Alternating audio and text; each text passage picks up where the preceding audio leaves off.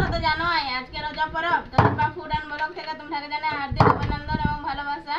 আর এই যে এখন আমি গুঁড়ি কুটে লেছি। এই যে বন্ধুরা আমি এখন ঢেঁকিয়া গুঁড়ি কুটে লেছি। ঢেঁকিয়া গুঁড়ি কুটার পিঠা স্বাদটাই আলাদা, আর পিঠাটাও ভালো হয়। আর কাদের কাদের ঘরে ঢেঁকি আছে একটু কমেন্টে জানাবে বন্ধুরা।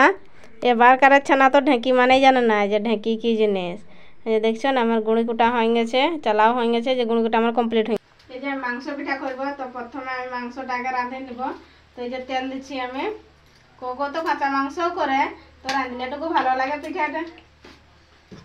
এই যে আমি তেল দিয়ে দিচ্ছি পরিমাণ মতন। তেলটা আমার গরম হোক, বিশালটা বাড়ানো। তখন আমি পেঁয়াজটা দিয়ে দেবো এক এক করে। পেঁয়াজ কুচি আমার ছিল,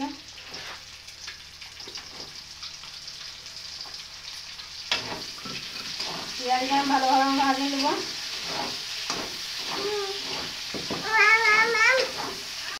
এই যে আমার পেঁয়াজটা দেখতে একদম ভাজা গেছে লাল লাল করে। আমি এখন রসুন বাটা আর আদা বাটাটা দিয়ে নেব, আর কিছুটাকে ভালোভাবে আমি ভাজিয়ে নেব। আর আজকে জানোই তো বন্ধুরা, আজকে রোজা পরব, আর বাপের ঘরে এসেছি, তো আমি তো দেখাতে পারছি না আমার রান্নাঘরে রান্না। তো এইটা আসে করেছে মাংস পিঠা যে করা হচ্ছে, বলা হচ্ছে। তো তোমার আগে দেখাবো আমি কীভাবে মাংস পিঠা তৈরি করা হচ্ছে। এই যে আমার রসুন আদা সব ভাজা হয়ে গেছে। আর এই যে বন্ধুরা আছে মাংস পিঠা করবো না, তার জন্য এই যে গুঁড়া মশলা দিব না, সব বাটা মশলাই দিব, তাহলে পিঠাটা খেতে ভালো লাগবে, একটু টেস্টি লাগবে। তো এই যে আমি এখন দিয়ে দেবো এই যে বাটা একটু জিরে আর দইনা, ওটা আমি এখন দিয়ে দেবো। গুঁড়া ডালটা একটু টেস্টি লাগে বাটাটাই, মাংস পিঠার জন্য তো দিতে হবে। এটা জিরা ধনিয়া আমার ভালোভাবে ভাজা গেছে। আমি এখন এই যে হলদি দিয়ে দেবো পরিমাণ মতন, টুকু বেশিই দিব, কেন কি পিঠা করবো যে, পিঠার জন্য টুকু হলদি। পিঠাটা না এখন জানাবে এখানে।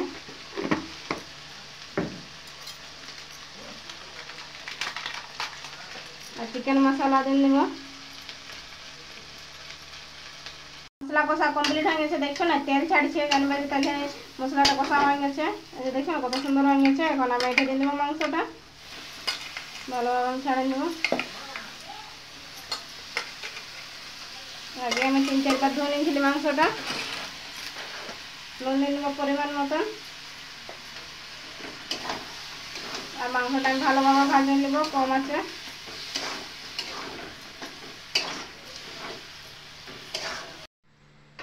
আর মাংস কষা হয়ে গেছে, আমি এখন জল দিয়ে দেবো, একটু বেশি জল দিব। এই যে আমি জল দিয়ে দিলে এখন বলকিতে থাক একটু, তারপরে আমি খালি গায়ে টিপে নিব বলকিতে। মাংস পিঠার জন্য আমি এখন খালি গায়ে যে টিপছি, দেখছো না কত সুন্দর সুন্দর পাতকা বন্ধুরা, দেখছো কত ভালো ভালো। এখানে গিয়ে আমি খালি গায়ে টিপে নিব। মাংস পিঠা পুড়াবো না তো, এরকম ইহা পাতেরই ভালো, টাটকা পাত হলেটুকু ভালো। নিচেও দিব পাত, তাহলে খালি ডামাটা, আর নিচের দিকে দিব, তাহলে ভালো করে সিদ্ধ হবে আমার। আর কাঁচা মাংস না যে রান্না মাংস ওঠে, দেখছো পাত কত সুন্দর, দেখো খালিটা কত সুন্দর হবে এখানে।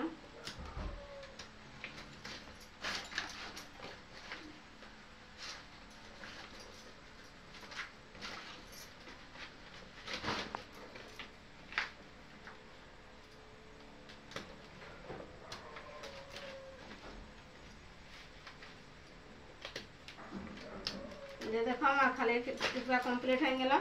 যে দেখছো না কত সুন্দর খালিটা, কত বড় হয়েছে, বড় বড় পাতকা বাটিল যে একটা। এই যে আমার খালি টিপা কমপ্লিট হয়ে গেল। এই যে আমি এত খালি টিপলি 10-12টা গুনে নিয়ে একবার দেখি হবে এখন নাই কত গা হইল।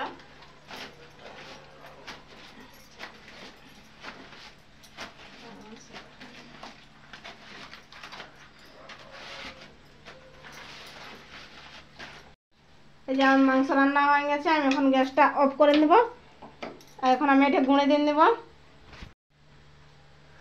এই যে আমার রান্না হয়ে গেছে মাংস, দেখছেন আমি একটু বেশি জল রাখেছি, আমি গুঁড়িটা সানবো না, তার জন্য এখন আমি গ্যাসটা বন্ধ করে নিচ্ছি।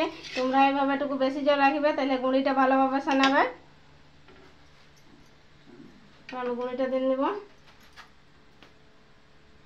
অত গরম রাখবে না, টুকু ঠান্ডা রাখবে, বেশি গরম হলে হবে না। আমি টুকু টুকু দিব আর লাড়িতে থাকবো, যেমন আমার ঢেলা হয় নাই তখন লটকিবে।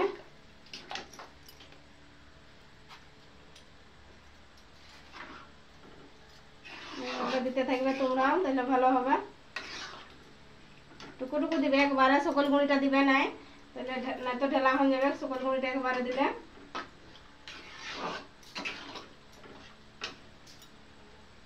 নুনটা টুকু বেশি দিন ছিল, যেমন গুঁড়িটা আমার লাগে, আমার দিতে হবে এখানে এখন নুন।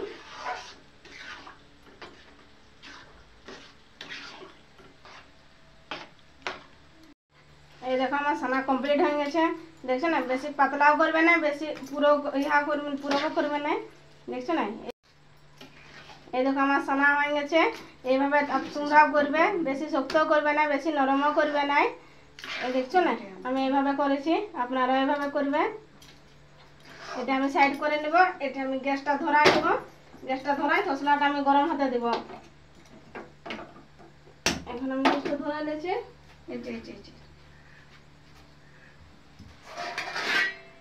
তসলাটা আমার গরম হোক।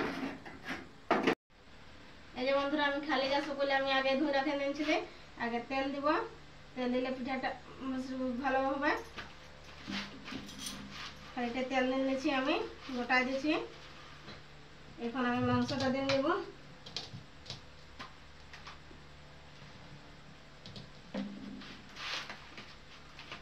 যাতে ভালোভাবে আমি মেলে নেব।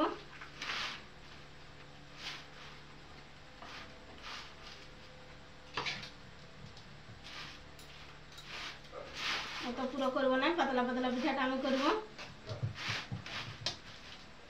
এই যে দেখো এইভাবে দিবে তোমরা, আমার দেওয়া হয়ে গেছে।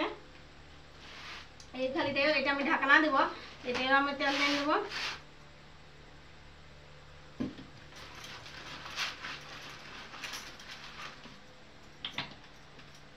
এটা এখন আমি চাপা দেব গ্যাসটা।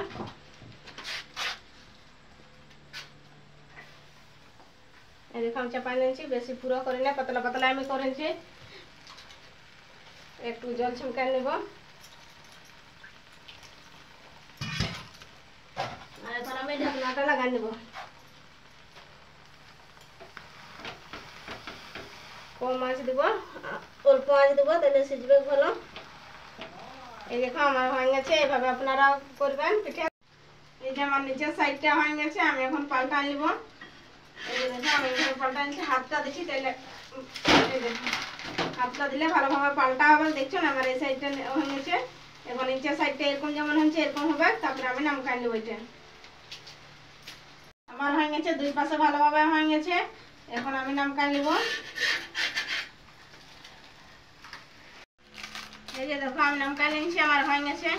দেখছো না কত সুন্দর হচ্ছে। এই দেখো নরম নরম হচ্ছে। এইভাবে আপনারাও করবে, অবশ্যই ভালো হবে। দেখছো না পিঠাটা কত সুন্দর খাতে না, কত সুন্দর না লাগবে।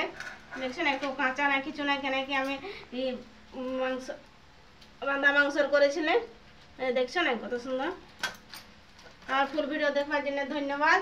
আর কমেন্ট শেয়ার আর সাবস্ক্রাইব করতে ভুলবেন না বন্ধুরা। আজকের জন্য বাই, আবার দেখা হবে তোমাদের সাথে নতুন ভিডিও নিয়ে।